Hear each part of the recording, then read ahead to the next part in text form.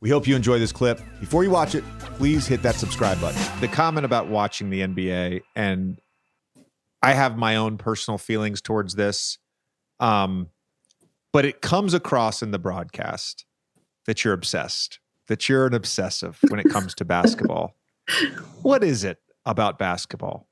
What if you were to sort of give a little, wax poetic here? What is it about the game? What is it about the sport that drew you in at a young age and has captured your obsession and imagination for decades? See, this is where you're going to make me up, because this game, right, from the time I was 7 years of age, has literally shaped my life. It's just, so I'm a kid. I'm the last of 8.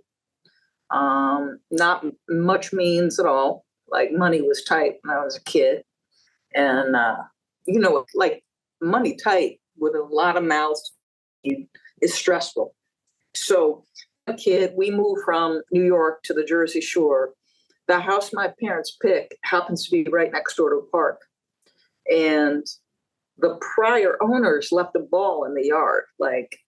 And my mother at the time, you're trying to unload from a moving van or whatever. And she just here you go over there and play and get out of the way. And it's the only place as a kid that I felt confident, that I knew I was good at something. And it provides an education that I would have never been able to afford. Education was not a priority in my house. Putting food on the table was the priority.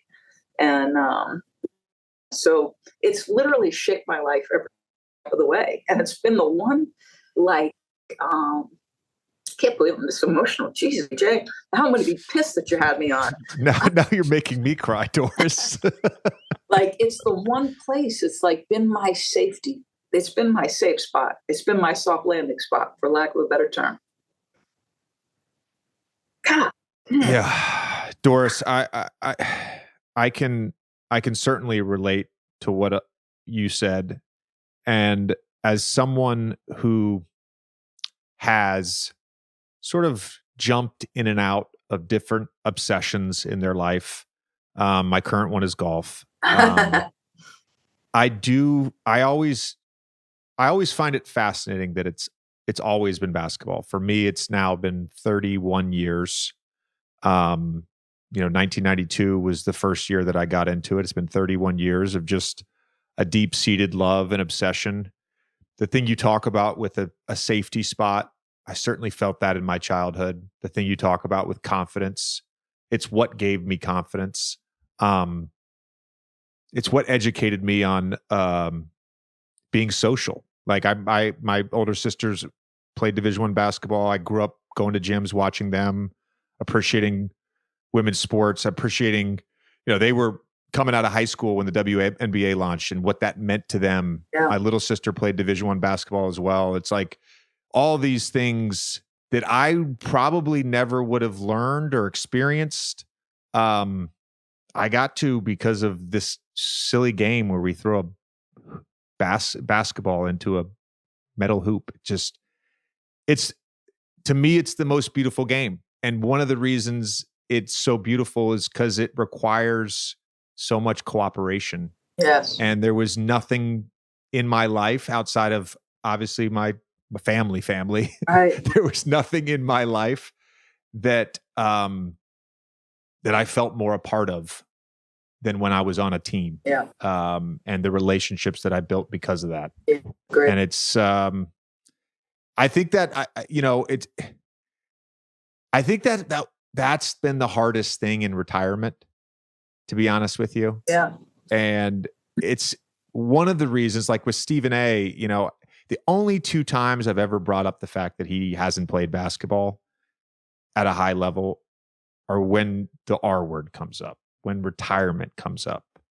And I've told him this, and I'm not divulging this on the podcast. I've told him this because when you do it for a long time, it becomes so ingrained in your identity. Yeah. It's the hardest thing to give up. And so what you've done, what I'm now doing is I still want to be a part of it. Right. I still want to figure out a way to be a part of it. 100%. Two things I want to follow on there, JJ. Number one, it is like teaches you teamwork. Getting along with people that maybe your personalities don't always mesh, but there is something so special about working with a group collectively toward a goal and the meaning behind it. Sometimes it's the awful heartbreak. It's the awful heartbreak of falling short, of maybe like individually falling short as you're trying to make that goal and then having that impact.